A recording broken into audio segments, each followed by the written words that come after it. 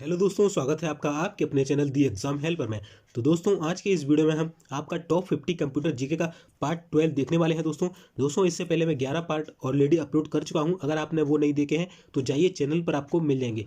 ठीक है दोस्तों ये 1000 क्वेश्चन की सीरीज कर रहे हैं, जिसके तहत हमारा पार्ट 12 होने वाला है। इसमें देखिए, हम डेली बेसिस पर कुछ एक्स्ट्रा चीज़ें भी देखते हैं। 50 क्वेश्चन करते हैं और डेली थ्योरी बेसिस पर कुछ एक्स्ट्रा चीज़ें देखते हैं, जैसे कि 5 शॉर्टकट की daily, 5 full form daily, search engine, web browser. इससे पहले मैं आपको डोमेन नेम सिस्टम करा चुका हूँ, इनपुट आउटपुट डिवाइसेस करा चुका हूँ, वायरस और एंटीवायरस, ये सब कुछ मैं करा चुका हूँ। अगर आपने वो वीडियो नहीं देखे तो जाइए। दोस्तों, अगर आप एनवीएस की किसी भी पोस्ट के लिए आपने अप्लाई किया है, जेएसए, एमटीएस, एएसओ, स्टेनोग्राफर या जिस किसी भी पोस्ट में आपके कंप्यूटर आ रहा है, तो ये वीडियो आपके लिए काफ़ी इंपॉर्टेंट होने वाला है। दोस्तों, इसका पीडीएफ भी आपको दिया जाता है हमारे द्वारा। दोस्तों देखिए, इससे पहले मैं एक वीडियो डाला था जिसमें मैंने आपको एडमिट कार्ड के बारे में अपडेट दी थी कि कब आएंगे एडमिट कार्ड, और फॉर्म करेक्शन के रिगार्डिंग भी मैंने अपडेट दी थी। तो जाइए, वो वीडियो नहीं देखा है, चैनल पर आपको मिल जाएगा। दोस्तों देखिए, ये पार्ट 10 अपलोड कर चुका हूँ, ये पार्ट 11 कल मैंने अपलोड किया था, नहीं देखा है आप जाइए देखिए। और दोस्तों, कल मैंने आपका कमेंट के जवाब का 9 नंबर का वीडियो डाला था, अगर आपने वो भी नहीं देखा है तो जाइए, उसमें मैंने बहुत ज़्यादा डिटेल दी है। ठीक है, चलिए, ये हमारी एनवीएस की प्लेलिस्ट है। दोस्तों, हम जो भी वीडियो अपलोड करते हैं वो इसी के अंदर आती है, तो इसको आप शेव कर लीजिएगा। ठीक है, चलिए दोस्तों देखिए, ये कंप्यूटर के 6 पार्ट, टोटल में 11 पार्ट करा चुका हूँ। आज 12 पार्ट हम शाम को करने वाले हैं। ठीक है, और एक पार्ट और मैंने बनाया था कंप्यूटर का, जिसमें एक ही वीडियो में मैंने 300 क्वेश्चन कराए थे, जो कि आपके लिए एनवीएस के लिए रामबाण होने वाला है। अगर वो वीडियो भी नहीं देखा है तो जाइए देखिए। दोस्तों, अगर आपको ये चैनल पर मिल जाएंगे, साथ ही साथ आपको वीडियो के डिस्क्रिप्शन में भी इनका लिंक मिल जाएगा। चलिए दोस्तों, ये हमारे टेलीग्राम का चैनल है, यहाँ पर हम पीडीएफ वगैरह डालते हैं। फॉलो नहीं किया है, फॉलो कर लीजिए। और ये हमारा यूट्यूब चैनल है, सब्सक्राइब नहीं किया, सब्सक्राइब कर लीजिए। ये हमारा इंस्टा आईडी है, यहाँ पर भी आप फॉलो कर सकते हैं। और वीडियो को लाइक और शेयर जरूर कर देना। चलिए दोस्तों, अब हम देख लेते हैं। देखिए, इसके अलावा कंप्यूटर के अलावा भी मैं बहुत सारी जो है प्रीवियस ईयर की वीडियो अपलोड कर चुका हूँ। जीके में क्या पूछा था प्रीवियस ईयर, कंप्यूटर में सिलेबस है ना, हेल्पर, कमेंट, बेस्ट बुक, बहुत सारी डिटेल में वीडियो डाल चुका हूँ। अगर आपने वो नहीं देखी तो जाइए देखिए। दोस्तों चलिए, हम स्टार्ट कर लेते हैं। दोस्तों, वीडियो में आगे बढ़ने से पहले मैं आपको बताना चाहूँगा कि दोस्तों, जो आपका टेक्स्ट बुक है, जिस पर जो आपको अगर टेक्स्ट बुक के टेस्ट चाहिए, मॉक टेस्ट चाहिए, तो आप टेक्स्ट बुक से ले सकते हैं, क्योंकि यहाँ पर 24 से 28 फरवरी तक जो आपका 12 मंथ का जो पैकेज था, वो 18 मंथ का मिला, यानी कि 6 मंथ की आपको एक्स्ट्रा वैलिडिटी मिल रही है। दोस्तों देखिए, इसमें आपके सभी एग्जाम कवर किए जाते हैं। जैसा कि आपको मालूम है, आपकी एनवीएस की एग्जाम डेट आउट हो चुकी है, तो अब आपको ज़्यादा से ज़्यादा मॉक टेस्ट देने चाहिए। देखिए दोस्तों, इसके अंदर क्या क्या मिलता है। 480 से ज़्यादा एग्जाम मिलते हैं, 36,000 से ज़्यादा मॉक टेस्ट आपको मिलते हैं, 9,000 से ज़्यादा पीवाईक्यू। देखिए, मंथली पास है, ईयरली पास है और लाइफ टाइम पास है। आपको जो परचेज करना है कर लीजिए। देखिए, एनबीएस की इतनी सारी पोस्ट के लिए इसके अंतर्गत जो है आपको मॉक टेस्ट मिल जाते हैं। इसके अलावा जो भी आपके ऑल इंडिया लेवल के एग्जाम होते हैं, जैसे एसएससी, रेलवे, बैंकिंग एग्जाम, सभी इसके अंतर्गत कवर किए जाते हैं। अगर दोस्तों आपको ये परचेज करना है तो आप हमारा कूपन कोड V1NW47 अप्लाई कर सकते हैं, जिससे आपको जो है डिस्काउंट देखने को मिल जाएगा। देखिए, 399 है, जैसे ही आप हमारा कूपन कोड डालेंगे तो ये 349 का हो जाएगा। दोस्तों, ये रहा हमारा कूपन कोड, आप इसका जो है स्क्रीनशॉट ले लीजिए। जब आप परचेस करें तो आप इस कूपन कोड का इस्तेमाल कर लेना। आपको वीडियो के डिस्क्रिप्शन में सभी का लिंक मिल जाएगा, वहां से जाकर आप इजीली अवेल कर सकते हैं। चलिए दोस्तों, अब हम अपना कंप्यूटर स्टार्ट कर लेते हैं। दोस्तों, सबसे पहले हम अपनी शॉर्टकट की कर लेते हैं, जो कि हम डेली बेसिस पर करते हैं। दोस्तों, मैंने आपको जो है 55 नंबर तक करा दी थी। अब हम जो है आपका 50 नंबर से 60 नंबर तक का रिवीजन करने वाले हैं। और दोस्तों, आपको कुछ करेक्शन कराना चाहूँगा थ्योरी में। मैंने आपको जब एंटीवायरस और वायरस कराए थे, मैंने हालांकि ये कल क्वेश्चन आपको करवा दिया था। अगर आपने कल वाले वीडियो नहीं देखे तो जाइए। ठीक है, कि सीवरेन जो है ये भारत में दिखाई देने वाला सर्वप्रथम पर्सन कंप्यूटर वायरस था, और जो आपका हैप्पी बर्थडे जोशी है, ये भारत में खोजा जाने वाला सर्वप्रथम वायरस था। ठीक है, वहीं अगर बात करें पेगासस क्या है, तो पेगासस एक प्रकार का मालवेयर है। इससे पहले मैंने आपको बताया वायरस है, वायरस तो है बट किस प्रकार का, मालवेयर है। ठीक है, चलिए दोस्तों, आपको क्या करना है, ये शॉर्टकट की जो है आपको वीडियो को पॉज करना है और इनको सबको पहले रिवाइज करना है, उसके बाद आगे बढ़ना है। ठीक है, चलिए, मैं आपको कराने वाला हूँ 50 नंबर से। ठीक है, चलिए, इनको आपको पॉज करके रिवाइज करना है। चलिए, अब हम 50 नंबर से कर लेते हैं। देखिए, 50 नंबर की जो है वो है Alt+F8, काफ़ी इंपॉर्टेंट है दोस्तों। Alt+F8 से क्या होता है, तो मैक्रोस ओपन होता है। इसके बाद काफ़ी इंपॉर्टेंट है दोस्तों कि Alt+Ctrl+S अगर आप दबाते हैं, Alt+Ctrl+S, तो आपकी जो विंडो है वो स्प्लिट हो जाती है। यानी कि ये विंडो है, मान के चलिए पूरी, तो ये बीच में से 2 पार्ट में हो जाएगी। ठीक है, स्प्लिट हो जाएगी। और अगर इसे हटाना है तो आप फिर से दबाएंगे तो ये हट जाएगा। ठीक है, तो स्प्लिट अ विंडो और रिमूव द स्प्लिट व्यू। चलिए दोस्तों, अगर आपको किसी भी शॉर्टकट की को अच्छे से समझना है तो आप एक बार, अगर आपके पास कंप्यूटर है तो उसमें यूज़ करके देखना, तो आपको अच्छे से समझ में आ जाएगा। ठीक है, चलिए, अगला है दोस्तों Ctrl+9 से क्या होता है, तो दोस्तों जो आपका एक्सेल होता है इसमें वर्तमान जो पंक्ति होती है वो हाइड हो जाती है। मान के चलिए एक्सेल में 1 2 3 पंक्ति है आपकी, तो अगर आप इस पे हैं तो अगर आप Ctrl+9 दबाते हैं तो ये वाली पंक्ति हट जाएगी यहाँ से। ठीक है, चलिए अगला है Ctrl+Alt+Delete किस लिए दबाया जाता है, तो कंप्यूटर को लॉक करने के लिए जो मेन्यू ओपन होता है वो होता है Ctrl+Alt+Delete से। कल मैंने इसको आपको क्वेश्चन के माध्यम से भी बताया था। ठीक है, चलिए बहुत ही ज़्यादा इंपॉर्टेंट है। अगला है दोस्तों Shift+F11 से क्या होता है दोस्तों, तो अगर आप MS एक्सेल में काम कर रहे हैं और आपको कोई एक नई न्यू वर्कशीट ऐड करना है तो आप Shift+F11 दबा सकते हैं, जिसका यूज़ होता है new worksheet add in Excel. ठीक है, चलिए अगला है Ctrl+A से, सबको मालूम है सेलेक्ट ऑल होता है।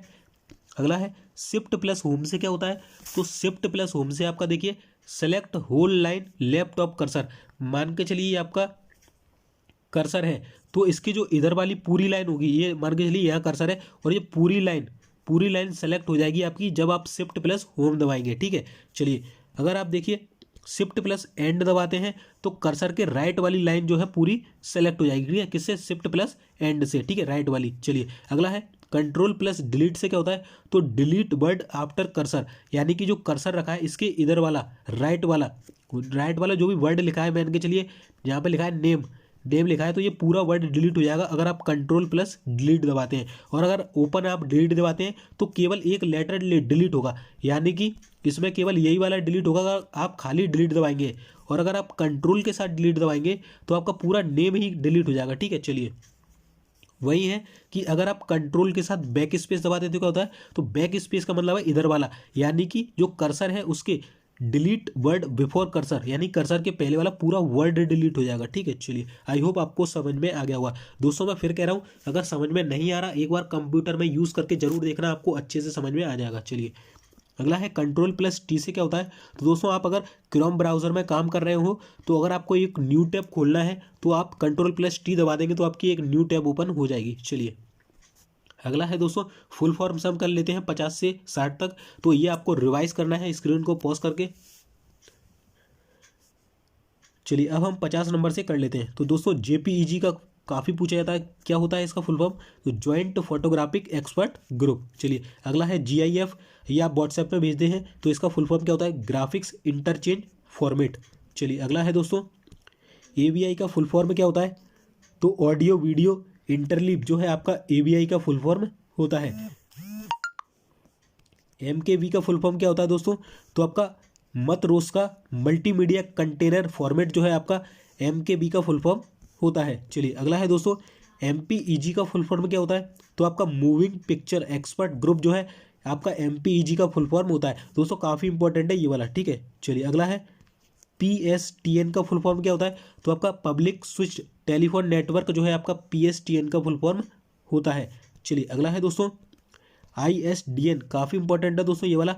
ISDN का क्या होता है, तो इंटीग्रेटेड सर्विस डिजिटल नेटवर्क जो है आपका ISDN का फुल फॉर्म हो जाएगा। अगला है SQL का, काफ़ी पूछा जाता है दोस्तों, स्ट्रक्चरल क्वेरी लैंग्वेज जो है आपका SQL का होता है। SCSI पोर्ट का क्या होता है, तो small computer system interface port जो है आपका SCSI पोर्ट का फुल फॉर्म होता है। इसके बाद है दोस्तों ये दोनों काफ़ी पूछे जाते हैं। TFT का क्या होता है, थिन फिल्म ट्रांजिस्टर जो है आपका TFT का पूर्ण रूप होता है। वहीं VLSI की बात करें तो वेरी लार्ज स्केल इंटीग्रेशन जो है आपका VLSI का यूज़ होता है। दोस्तों VLSI के बारे में कल के जो 10वां और 11वें नंबर का पार्ट था इसमें मैंने डिटेल से बताया कि VLSI क्या होता है, ULSI क्या होता है और इसका यूज़ कहाँ होता है, किस लिए यूज़ होता है। ठीक है, अगर आपने कल के वीडियो नहीं देखे तो जाइए, आपको फोटो के माध्यम से वहाँ पर मैंने बताया है। चलिए दोस्तों अब हम कर लेते हैं सर्च इंजन। दोस्तों इससे पहले देखिए हम फुल फॉर्म और हमारे शॉर्टकट की तो चले आ रहे हैं, उसके अलावा देखिए वायरस कर चुके हैं हम, एंटीवायरस जो है हम कर चुके हैं, इसके अलावा आपके डोमेन नेम जो होते हैं वो कर चुके हैं, इसके अलावा जो आपके इनपुट आउटपुट डिवाइस जितने भी होते हैं सारे कर चुके हैं। ठीक है, अगर आपने वो नहीं देखे तो जाइए वीडियो देखिए। अब हम कर रहे हैं सर्च इंजन, कल से हमने स्टार्ट किए थे 11वें पार्ट से। ठीक है, और इसके साथ वेब ब्राउज़र भी हम करते हैं। तो दोस्तों सर्च इंजन क्या होते हैं, तो कुछ नहीं यार, जैसे गूगल है, आप कुछ भी चीज़ सर्च करना है तो कहाँ जाते हैं, गूगल पे, तो उसी प्रकार होते हैं सर्च इंजन। सर्च इंजन एक वेब बेस्ड टूल अथवा सॉफ्टवेयर होता है, एक प्रकार का सॉफ्टवेयर होता है जो इंटरनेट यूज़र को वर्ल्ड वाइड वेब पर इंफॉर्मेशन सर्च करने में मदद करता है। कुछ सर्च इंजन निम्न है, जैसे कि पहला है गूगल, सबसे मोस्ट फेमस कौन सा है, गूगल। इसके बाद है वेब क्रॉलर। वेब क्रॉलर जो दोस्तों इंपॉर्टेंट है क्योंकि ये दुनिया का पहला सर्च इंजन था। ठीक है, चलिए अगला है हमारा Kumamu.com। ये भी इंपॉर्टेंट है दोस्तों क्योंकि ये भारत का अपना नया सर्च इंजन है जिसे 26 जनवरी 2021 को लॉन्च किया गया था। इसके बाद है Yahoo search engine, Baidu search engine, Bing search engine, Yandex search engine, AltaVista search engine, ask AOL। ठीक है, ये सभी सर्च इंजन के नाम से आपसे पूछा जाता है, आपको दे देगा बताइए निम्न में से कौन सा सर्च इंजन है या नहीं है। 4 ऑप्शन दे देगा आपको 1 2 3 और इन पे 3 में सर्च इंजन रख देगा, बोलेगा निम्न में से बताइए कौन सा सर्च इंजन नहीं है। और यहाँ दे देगा आपको विंडो क्या है, सर्च इंजन नहीं है। ठीक है, ये एक सॉफ्टवेयर है आपका। चलिए अगला है दोस्तों डक डक गो। काफ़ी पूछा जाता है डक डक गो क्या है, तो एक प्रकार का सर्च इंजन है। MSN भी काफ़ी पूछा जाता है, सर्च इंजन। डायरेक्ट हिट क्या है, search engine. Rediff search engine. Indian website search engine है। 123india.com एक सर्च इंजन है। और guruji.com काफ़ी इंपॉर्टेंट है क्योंकि ये इंडिया का पहला सर्च इंजन था। इसके बाद 123 खोज, ये भी इंपॉर्टेंट है। विल्सर भी काफ़ी इंपॉर्टेंट है और जस्ट डायल भी काफ़ी इंपॉर्टेंट है दोस्तों चलिए अब हम कर लेते हैं अपने वेब ब्राउजर्स। तो वेब ब्राउजर्स क्या होते हैं दोस्तों, जैसे कि गूगल क्रोम क्या है, एक वेब ब्राउजर है। ठीक है, चलिए तो यह एक एप्लीकेशन सॉफ्टवेयर होते हैं, एक प्रकार की एप्लीकेशन होती है। ध्यान रखना, आपसे पूछेगा वेब ब्राउजर किस प्रकार का सॉफ्टवेयर है, तो एप्लीकेशन सॉफ्टवेयर है। ठीक है, चलिए जो कि कंप्यूटर को इंटरनेट से जोड़ता है। इंटरनेट पर www का प्रयोग इसी के माध्यम से किया जाता है। यह www पर स्थित हाइपर टेक्स्ट डॉक्यूमेंट को उपयोगकर्ता के लिए उपलब्ध कराता है। वेब ब्राउजर सॉफ्टवेयर HTTP पर कार्य करता है। तो वेब ब्राउजर आपके किस प्रकार करते हैं, HTTP पर। वेब ब्राउजर का प्रयोग कर वर्ल्ड वाइड वेब पर वेब पेज को देखना क्या कहलाता है। मान के चलिए आप गूगल क्रोम पर कार्य कर रहे हैं, कोई पेज देख रहे हैं, तो वो चीज़ क्या कहलाती है, तो उसे हम ब्राउजिंग या सर्फिंग बोलते हैं। चलिए कुछ वेब ब्राउजर निम्न है, जैसे कि देखिए गूगल क्रोम हो गया आपका, माइक्रोसॉफ्ट इंटरनेट एक्सप्लोरर हो गया। आपसे पूछा जाता है दोस्तों कि जो इंटरनेट एक्सप्लोरर है ये किस कंपनी का है, तो माइक्रोसॉफ्ट कंपनी का है। ठीक है, तो इस तरीके से दो क्वेश्चन यहाँ पर बनते हैं। ठीक है, चलिए दोस्तों मैं फिर कह रहा हूँ कि कंप्यूटर का जो पोर्शन है वो आता सिंपल है, बट आपको वो लैंग्वेज में फंसाने की कोशिश करता है। मैं अभी आपको जब आपको क्वेश्चन कराऊंगा तब बताऊंगा कि उसने एक ही क्वेश्चन को, मात्र एक क्वेश्चन था, उसको 3 शिफ्ट में पूछा 6-7 तरीके से। तो अभी मैं बताऊंगा कि किस किस तरीके से उसने लैंग्वेज का यूज़ किया था, वो आपको किस किस तरीके से फंसाने की कोशिश करता है। ठीक है, चलिए दोस्तों तो पूरा वीडियो को ध्यान से देखिएगा जो क्वेश्चन के माध्यम से मैं बताने वाला हूँ। चलिए दोस्तों तीसरा है माइक्रोसॉफ्ट का Edge, Netscape, Navigator, Mozilla Firefox और मोजाइक दोस्तों पहला ग्राफिकल वेब ब्राउजर था। ठीक है, चलिए ओपेरा वेब ब्राउजर हो गया आपका। इसके अलावा देखिए एक था आपका यूजी ब्राउजर आता था जो कि चाइना का था, जो कि बैन कर दिया गया। ठीक है, चलिए एप्पल्स का सफारी, एक है conqueror, links web browser, nexus और अमेजोन का सिल्क। चलिए दोस्तों यहाँ पर हमारा थ्योरी पोर्शन कंप्लीट होता है। चलिए अब हम अपने क्वेश्चन आंसर जो है स्टार्ट कर लेते हैं। तो दोस्तों वीडियो को पूरा ध्यान से देखिएगा, काफ़ी इंपॉर्टेंट चीज़ मैं आपको इसमें बताने वाला हूँ। दोस्तों हमारा पहला प्रश्न है, चार्ल्स बेबेज द्वारा निर्मित एनालिटिकल इंजन कौन सा था, तो ये था आपका मैकेनिकल। चार्ल्स बेबेज ने जो एनालिटिकल इंजन बनाया था जिसे हम डिफरेंस इंजन के नाम से जानते हैं वो था मैकेनिकल। ठीक है, चलिए अगला है, डाटा की सबसे छोटी यूनिट कौन सी होती है जिससे डाटा प्रवाहित होता है, तो वो होती है आपकी बिट जो होती है वो आपकी डाटा स्टोरेज की सबसे छोटी यूनिट होती है। चलिए अगला दोस्तों, डाटा की तो होती है बिट, अगर आपको कोई सिग्नल भेजना है, सिग्नल भेजना है तो उसकी जो इकाई होती है वो क्या होती है, तो दोस्तों वो होती है आपकी बॉड, BAUD बॉड। ठीक है, चलिए अगला है दोस्तों, कंप्यूटर में किसी काम को करने में जो सॉफ्टवेयर उपयोगकर्ता की मदद करता है वह क्या कहलाता है। यानी कि अगर आप कंप्यूटर पर काम कर रहे हो और जो सॉफ्टवेयर आपकी मदद करता है उसे हम क्या कहते हैं, तो उसे हम बोलते हैं एप्लीकेशन सॉफ्टवेयर। जैसे आप अभी यूट्यूब पर मेरी वीडियो देख रहे हो तो यूट्यूब क्या है, एक प्रकार का एप्लीकेशन सॉफ्टवेयर। और आपकी जो एप्लीकेशन सॉफ्टवेयर हैं वो कौन कौन से हैं, आपका MS वर्ड जो है एप्लीकेशन सॉफ्टवेयर है, MS पावर पॉइंट जो है आपका एप्लीकेशन सॉफ्टवेयर है, इसके अलावा जो एक्सेल है वो आपका एक एप्लीकेशन सॉफ्टवेयर है, इसके अलावा एक्सेस MS एक्सेस भी होता है तो वो भी आपका एक पावर एप्लीकेशन सॉफ्टवेयर है। ठीक है, चलिए आई होप आपको समझ में आ गया होगा। चलिए अगला दोस्तों प्रश्न है, कंप्यूटर को कंट्रोल करने वाले प्रोग्राम को क्या नाम है, जो हमारे कंप्यूटर को कंट्रोल करता है उस प्रोग्राम का क्या नाम है, तो ऑपरेटिंग सिस्टम जो है हमारे कंप्यूटर को कंट्रोल करने वाला प्रोग्राम है। चलिए और दोस्तों अगर आपके कंप्यूटर में ऑपरेटिंग सिस्टम नहीं है तो आपका कंप्यूटर चालू नहीं होगा। ठीक है, चलिए अगला है दोस्तों, 5वें नंबर का काफ़ी इंपॉर्टेंट दोस्तों प्रश्न है ये। इस प्रश्न को मैं आपको प्रीवियस ईयर के आधार पर बताने वाला हूँ कि ये जो प्रश्न है ना, लास्ट ईयर 5 से 6 बार पूछा गया था, तीनों शिफ्ट में रिपीट हुआ है बार बार, और किस किस तरीके से पूछा गया था वो मैं आपको बताने वाला हूँ। सिर्फ लैंग्वेज का यहाँ पर खेल है पूरा, ठीक है। चलिए दोस्तों, निम्नलिखित में से कौन सा मल्टीटास्किंग ऑपरेटिंग सिस्टम नहीं है? ठीक है, ध्यान रखना, मल्टीटास्किंग ऑपरेटिंग सिस्टम जो है वो नहीं है। दोस्तों एक चीज़ बता दूं, अभी हमने देखिए virus, antivirus, input output device, domain name system और आपका सर्च इंजन और वेब ब्राउजर देख लिए। इसके बाद हम जो लेके आएंगे वो आपके ऑपरेटिंग सिस्टम होंगे, और भी कुछ ऐड हम उसमें करेंगे, जैसे कि OSI मॉडल्स वगैरह, वो हम आपको पढ़ाने वाले हैं अगले नेक्स्ट वीडियो में। जितने भी प्रकार के ऑपरेटिंग सिस्टम होते हैं सभी मैं आपको जो है एक वीडियो में करा दूंगा, इसी तरीके से जो थ्योरी वाला सेक्शन होता है ना उसमें, ठीक है। तो वीडियो आपको लगातार देखना जब तक आपका एग्जाम नहीं हो जाता, पूरे 20 पार्ट में कराने वाला हूँ। चलिए देखिए दोस्तों, तो कौन सा ऑपरेटिंग सिस्टम है जो कि मल्टीटास्किंग नहीं करता है? तो देखिए Linux, Windows Vista, Windows NT और DOS। तो सही आंसर हो जाएगा डॉस। डॉस जो है ये मल्टीटास्किंग ऑपरेटिंग सिस्टम नहीं है। बाकी लाइनेक्स मल्टीटास्किंग है, विंडोज विस्टा मल्टीटास्किंग है, विंडोज NT भी आपका मल्टीटास्किंग है। इसके अलावा यूनिक्स भी आपका कैसा है, मल्टीटास्किंग सॉफ्टवेयर है।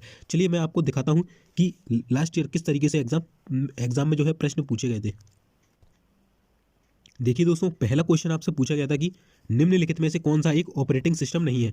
तो देखिए अभी मैंने आपको पढ़ा था लाइनेक्स क्या है, ऑपरेटिंग सिस्टम है, यूनिक्स भी ऑपरेटिंग सिस्टम है और विंडोज भी, और ओपेरा मैंने अभी आपको पढ़ा दिया है क्या है, एक वेब ब्राउजर है। क्या है? Web browser.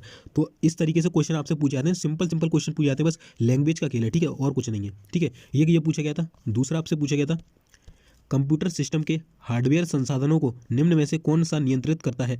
यानी कि जो आपके हार्डवेयर संसाधन होते हैं ना, इनको कौन नियंत्रित करता है? तो जो आपका ऑपरेटिंग सिस्टम होता है यही आपके हार्डवेयर संसाधनों को क्या करता है, ऑपरेट करता है। जो भी उसके जैसे कि माउस वगैरह है, कीबोर्ड, इनके बीच जो तालमेल बैठाता है वो बैठाता है ऑपरेटिंग सिस्टम, ठीक है। चलिए अगला है, देखिए अगला पूछा गया था कि निम्नलिखित में से कौन सा भाग हार्डवेयर संसाधनों का उपयोग करके बहुत सी मल्टीपल एप्लीकेशन के निष्पादन का प्रबंधन करता है?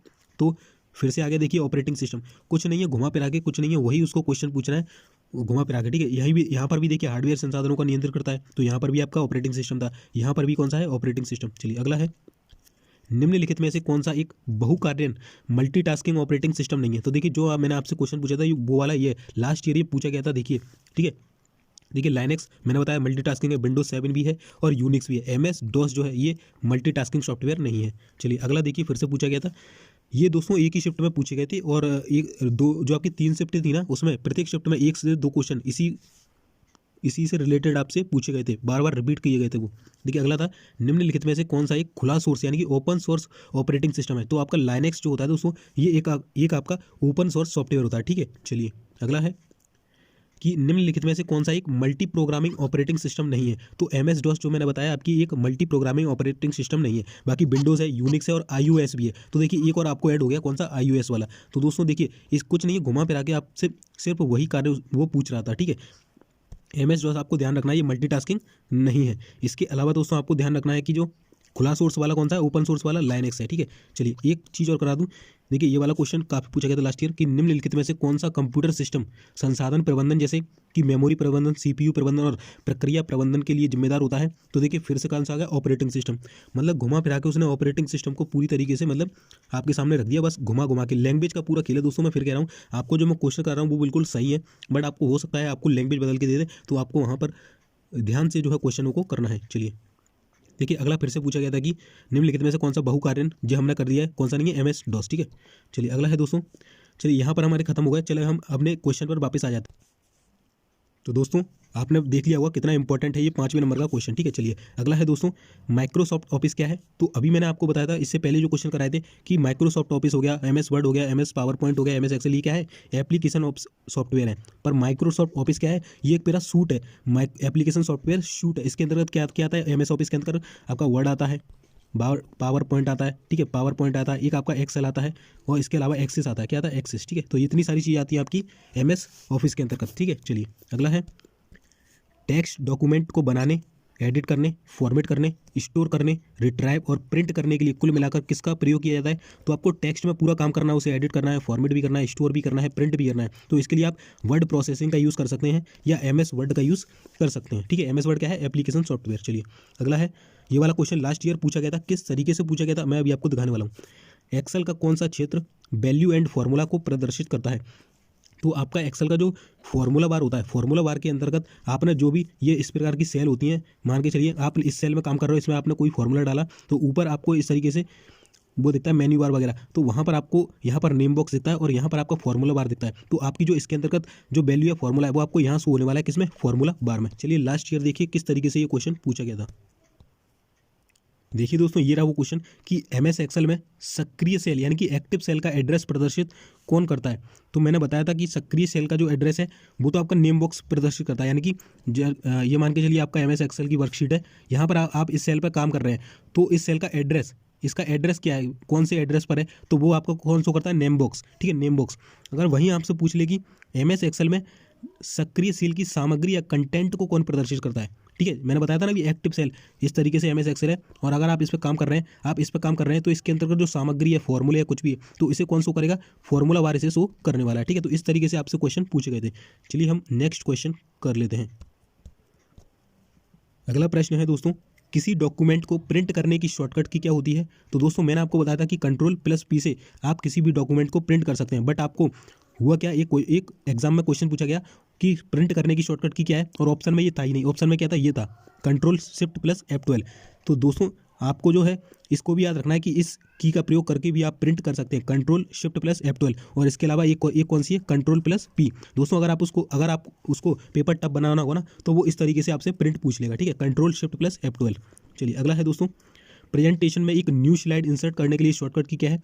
तो आपकी जो स्लाइड होती है दोस्तों, ये किसमें होती है, तो आपकी दोस्तों जो स्लाइड वाला सेक्शन जो होता है वो कौन सा होता है, वो होता है पावर पॉइंट। पावर पॉइंट में आपकी स्लाइड होती है, एमएस वर्ड में आपका पेज होता है, और वहीं एक्सेल में क्या होती है, एक्सेल में आपकी शीट होती है, शीट्स। ठीक है, एक्सेल किससे बेस्ड होता है, शीट से। ठीक है, तो इस तरीके से आपको देखना है। तो और ये कैसा सॉफ्टवेयर होता है, प्रेजेंटेशन सॉफ्टवेयर होता है। तो इसमें आपको एक न्यू स्लाइड इंसर्ट करना है, तो इसके लिए शॉर्टकट की क्या होती है, Ctrl+M। Ctrl+M से आप एक न्यू स्लाइड इंसर्ट कर सकते हो। अगर आप Ctrl+N दबाते हैं तो एक न्यू पेज ओपन होता है किसमें, पावर पॉइंट में। ठीक है, चलिए अगला है, जब कई कंप्यूटर्स को एक छोटे से क्षेत्र में बिना टेलीफोन तारों के परस्पर जोड़ दिया जाता है तो उसे क्या कहते हैं। देखिए अगर तारों के साथ जोड़ेंगे तो उसे बोलते हैं लोकल एरिया नेटवर्क, पर बिना तारों के बोलना है यहाँ पे। ठीक है, बिना तारों के तो उसका बोलेंगे वायलेन, यानी कि वायरलेस लोकल एरिया नेटवर्क। ठीक है, चलिए अगला है दोस्तों,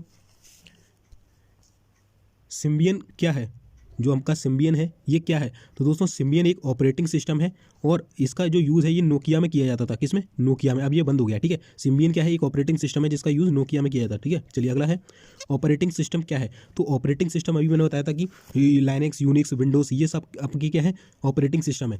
तो ये होते क्या है, तो ये एक प्रकार के सिस्टम सॉफ्टवेयर होते हैं। ठीक है, जैसे एमएस वर्ड वगैरह क्या होते हैं, एप्लीकेशन सॉफ्टवेयर, और ये आपके कौन से होते हैं, ऑपरेटिंग सिस्टम, ये होते हैं सिस्टम सॉफ्टवेयर। कंपाइलर क्या है, कंपाइलर आपका एक सिस्टम सॉफ्टवेयर है। ठीक है, तो इस तरीके से मैं आपको करा दूंगा कि ऑपरेटिंग सिस्टम कौन कौन से होते हैं, कितने टाइप के होते हैं, और नाम क्या क्या होता है। ठीक है, चलिए अगला है, किसी कॉलेज परिसर तक सीमित कंप्यूटर नेटवर्क का नाम क्या है। तो उसका नाम होता है कैन, यानी कि campus area network. Campus area network जो है आपका एक कॉलेज परिसर तक सीमित कंप्यूटर नेटवर्क होता है, जिसे लैन की सहायता से बनाया जाता है। चलिए मैं आपको इसका पूरा डिटेल बता देता हूँ। देखिए दोस्तों यहाँ पर है लोकल एरिया नेटवर्क। तो ये लोकल एरिया नेटवर्क, ये स्थानीय क्षेत्र नेटवर्क, यह एक कंप्यूटर नेटवर्क है जिसके अंदर छोटे भौगोलिक क्षेत्र जैसे घर, ऑफिस, भवनों या एक छोटा समूह जैसे कि हवाई अड्डा हो गया आपका आदि में कंप्यूटर नेटवर्क जो होता है उसे लोकल एरिया नेटवर्क बोलते हैं। वर्तमान में लैन ईथरनेट तकनीक पर आधारित होता है। कौन सी तकनीक होती है, ईथरनेट। ठीक है, इस नेटवर्क का आकार छोटा लेकिन डेटा संचारण की जो गति होती है वो तीव्र होती है। ठीक है, वहीं अगर हम कैंपस की बात करें तो कैन सीमित भौगोलिक क्षेत्र में लैन के जुड़ने यानी कि इंटरकनेक्शन से निर्मित कंप्यूटर नेटवर्क होता है। ठीक है, कंप्यूटर नेटवर्क होता है, इसमें उपयोग होने वाले नेटवर्किंग इक्विपमेंट कौन कौन से, राउटर्स, स्विच, ऑप्टिकल फाइबर इत्यादि। क्या होता है दोस्तों, जैसे राउटर, स्विच, ऑप्टिकल फाइबर वगैरह इत्यादि जो है कैंपस ओनर के द्वारा ऑन्ड होते हैं। ठीक है, तो इसी को बनाकर ये बनाया जाता है और एक छोटे क्षेत्र में होता है। ठीक है, चलिए आप लोकल एरिया नेटवर्क से कॉलोनी वगैरह को जोड़ सकते हैं, बट इससे एक कैंपस यानी कि कोई ऑफिस वगैरह है या कोई कॉलेज परिसर है इसमें जोड़ सकते हैं। ठीक है, तो दोनों काफ़ी कन्फ्यूजन है दोस्तों, आप इसको थोड़ा गूगल करिएगा तो और आपको ईजिली समझ में आएगा। ठीक है, चलिए अगला प्रश्न है दोस्तों कि जो आपका ईमेल में सीसी होता है ये क्या होता है। तो एक से अधिक व्यक्ति को ईमेल की कॉपी भेजना, इसे हम कहते हैं सीसी, यानी कि कार्बन कॉपी। ठीक है, कार्बन कॉपी इसका जो है फुल फॉर्म होता है। एक से अधिक व्यक्ति को आप अगर मेल भेज रहे हो तो उसे हम कहते हैं क्या, सीसी।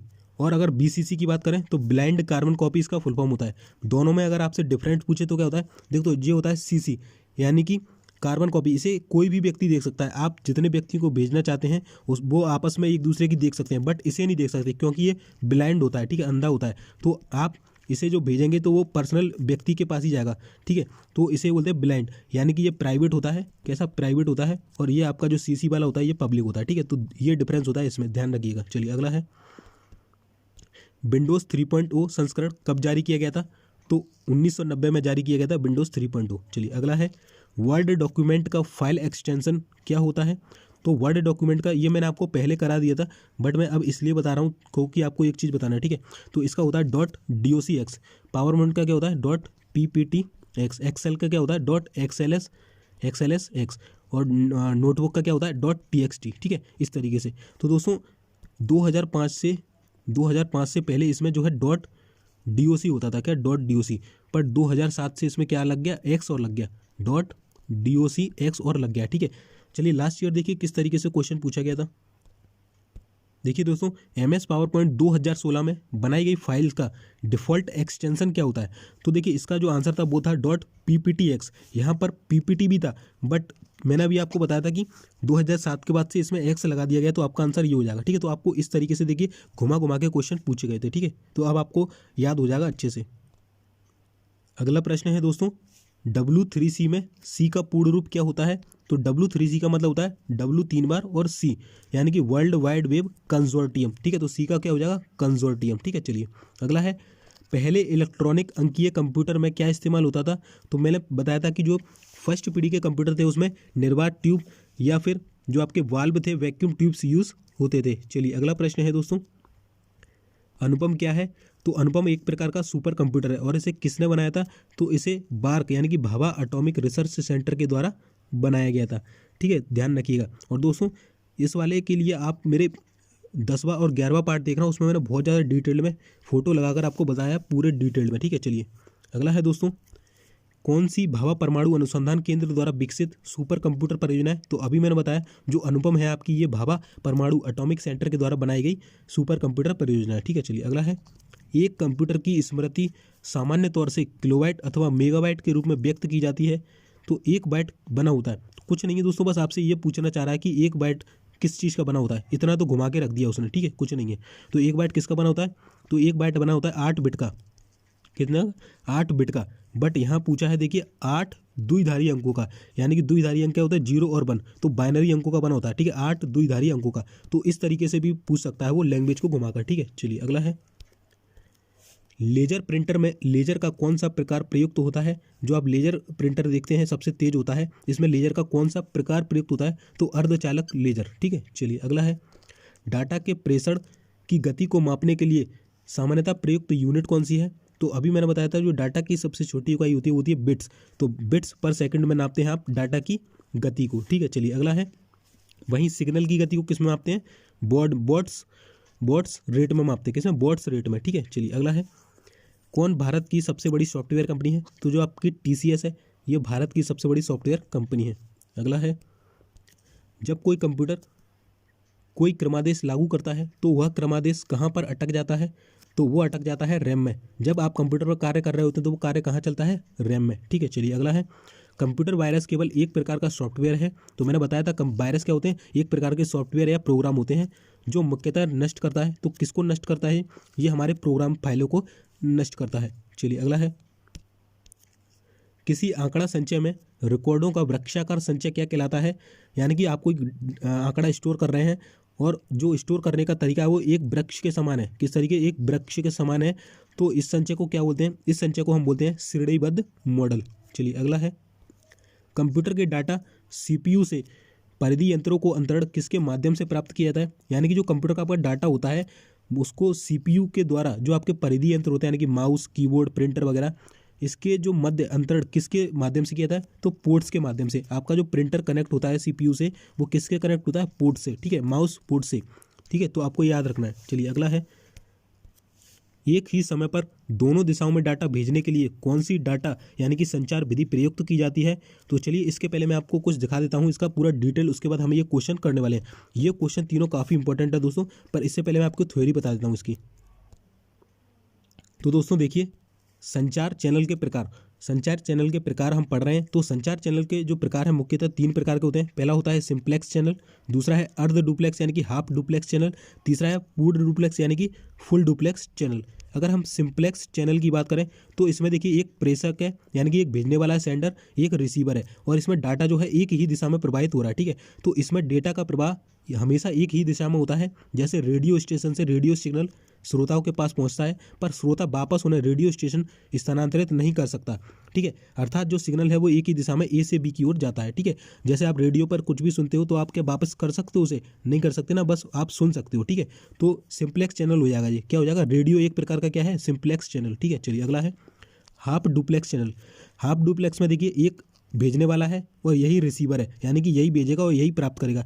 बी भी क्या है, ये भी भेज सकता है और प्राप्त कर सकता है, यानी कि इधर से भी जाएगा डाटा और डाटा इधर से भी जाएगा, ठीक है। बट इसमें एक कंडीशन है, देखिए इस चैनल में डेटा का प्रवाह दोनों दिशाओं में होता है, परंतु एक समय में किसी एक दिशा में डेटा प्रवाह हुआ, यानी कि जब ये डाटा भेज रहा है इधर को तब बी नहीं भेज सकता, ठीक है, तब बी नहीं भेजेगा, और जब बी आपका भेजेगा तब ए नहीं भेजेगा, ठीक है, तो ए नहीं भेजेगा। तो इस तरीके से कोई एक समय में एक ही व्यक्ति जो है डाटा भेज सकता है। इसके उदाहरण क्या हैं, जैसे टेलीफोन की जो लाइन होती है वो आपका उदाहरण हो जाएगी, ठीक है। अगला है फुल डुप्लेक्स चैनल। इसमें देखिए एक प्रेषक है ए जो कि बी को भेज सकता है और उसी समय बी जो है ए को भेज सकता है, यानी कि एक ही समय में डाटा दोनों दिशाओं में प्रभावित होगा और दोनों लोग एक ही समय में भेज सकते हैं, ठीक है। यहाँ लिखा है देखिए एक इस चैनल में डेटा का प्रवाह दोनों दिशाओं में एक साथ हो सकता है, एक ही समय में डेटा ए से बी की ओर तथा बी से ए की ओर जा सकता है। तो चलिए अब हम इससे रिलेटेड क्वेश्चन कर लेते हैं। देखिए दोस्तों, एक ही समय पर दोनों दिशाओं में डाटा भेजने के लिए कौन सी डाटा संचार विधि प्रयुक्त की जाती है, तो मैंने बताया था एक ही समय पर दोनों दिशाओं में, तो फुल डुप्लेक्स। फुल डुप्लेक्स में आप एक ही समय पर डाटा भेज सकते हैं और रिसीव भी कर सकते हैं, ठीक है। चलिए अगला है सिंप्लेक्स चैनल में डाटा का संचार किस तरीके से होता है, तो मैंने बताया था केवल एक दिशा में होता है सिंप्लेक्स चैनल में। चलिए अगला है हाफ डुप्लेक्स में डाटा का संचार किस दिशा में होता है, तो दोनों दिशा में होता है, आपको इधर से भी भेज सकते हैं इधर से भी, बट एक समय में एक ही दिशा में होगा, ठीक है। चलिए अगला है दोस्तों, काफ़ी इंपॉर्टेंट क्वेश्चन थे, वो आपसे क्वेश्चन जरूर पूछा जाता है। चलिए अगला है वर्ड्स किसे कहते हैं, तो मैंने अभी स्टार्टिंग में बताया था कि जो सिग्नल होता है उसको भेजने की दर जो होती है उसे वर्ड्स कहते हैं। एक सेकंड में सिग्नल की अवस्था में परिवर्तन जो होता है उसे हम वर्ड्स कहते हैं और जिसे वर्ड रेट में मापा जाता है। चलिए भारत में रेलवे के अंतर्गत सर्वप्रथम कंप्यूटरीकृत आरक्षण व्यवस्था कहाँ लाई गई थी, तो ये लाई गई थी नई दिल्ली में। चलिए अगला प्रश्न है दोस्तों, 10 लाख बाइट्स किसके बराबर होता है, तो आपका जो 10 लाख बाइट्स होता है ये मेगाबाइट्स के बराबर होता है, ये इसको याद रखिएगा, डायरेक्ट को ये क्वेश्चन पूछा गया था, ठीक है। 10 लाख बाइट्स किसके बराबर होता है, मेगाबाइट्स के। चलिए अगला है JDBC का पूर्ण रूप क्या होता है, तो इसका पूर्ण रूप होता है जावा डाटाबेस कनेक्टिविटी, ठीक है। जावा डाटाबेस कनेक्टिविटी आपका JDBC का फुल फॉर्म होता है। चलिए अगला है कौन से सॉफ्टवेयर संसाधन वर्ड प्रोसेसिंग में प्रयोग किए जाते हैं, तो देखिए वर्ड प्रोसेसिंग में अगर आपको कोई वर्ड पे काम करना है, जैसे ये जो डाटा है ये वर्ड पर बनाया गया है, ठीक है, तो इसके और किस किस चीज़ पे मैं बना सकता हूँ, जैसे कि MS वर्ड पर बना सकता हूँ, वर्ड स्टार पर बना सकता हूँ, पेज मेकर पर बना सकता हूँ। तो इन सब में हम क्या करते हैं, वर्ड प्रोसेसिंग के सॉफ्टवेयर हैं, ठीक है। चलिए काफ़ी इंपॉर्टेंट है दोस्तों। चलिए अगला है विंडोज़ 98 का विकास कब हुआ था, तो सिंपल है 98 में हुआ था, ठीक है। 98 का विकास 98 में हुआ था। चलिए अगला है MS विंडोज़ किस प्रकार का सॉफ्टवेयर है, तो MS विंडोज़ जो है आपका GUI आधारित सॉफ्टवेयर है, ठीक है। तो MS विंडोज़ क्या है, एक सिस्टम वो है आपका ऑपरेटिंग सिस्टम है और एक सॉफ्टवेयर है कैसा, GUI आधारित यानी कि ग्राफिकल यूज़र इंटरफेस। चलिए अगला है सबसे लोकप्रिय इंटरनेट गतिविधि कौन सी है, तो आपका संप्रेषण यानी कि चीज़ों को भेजना और आदान प्रदान करना, यही आपकी सबसे लोकप्रिय विधि है इंटरनेट की। चलिए अगला है ईमेल के जन्मदाता किसे माना जाता है, तो देखिए वैसे वैश्विक तौर पर रे टॉमिल्सन को माना जाता है, बट अभी 1-2 साल से इसका नया फैक्ट सामने आया है जिसमें शिवा अय्यादुरी जो कि भारत के हैं, इन्हें जो है ईमेल का जन्मदाता माना जा रहा है। तो आप इन दोनों को ध्यान से देखिएगा, अगर दोनों ऑप्शन में आते हैं तब आपको ये लगाना है, अगर कोई एक आता है तो फिर तो एक ही लगाना है, ठीक है। तो काफ़ी इंपॉर्टेंट है। चलिए अगला है इंटरनेट का पूरा नाम क्या है, तो इंटरनेशनल नेटवर्क जो है आपका इंटरनेट का पूरा नाम हो जाएगा। अगला है भारत में इंटरनेट की सुविधा कब से प्रारंभ हुई, यानी कि भारत में इंटरनेट कब से चालू हुआ था, 1995 से। चलिए अगला है अनसॉलिसिटेटेड या जंक ईमेल को क्या कहते हैं, अनसॉलिसिटेटेड का मतलब होता है अवांछित, यानी कि जो वांछित नहीं है, अच्छा नहीं है, या जंक ईमेल इसे क्या कहते हैं, इसे हम बोलते हैं स्पैम। चलिए अगला है टिपिकल नेटवर्क में सबसे शक्तिशाली कंप्यूटर कौन सा होता है, तो इसमें होता है जो नेटवर्क सर्वर आपका जो होता है ये टिपिकल नेटवर्क में सबसे शक्तिशाली कंप्यूटर होता है। चलिए मैं आपको बता देता हूँ उसको। देखिए दोस्तों, ये आपको शिवा अय्यदुरई का फोटो दिख रहा होगा, इन्होंने ईमेल की खोज की थी। ठीक है, चलिए अगला है, देखिए मैं आपको बता रहा था सर्वर। तो देखिए यहाँ लिखा है सर्वर।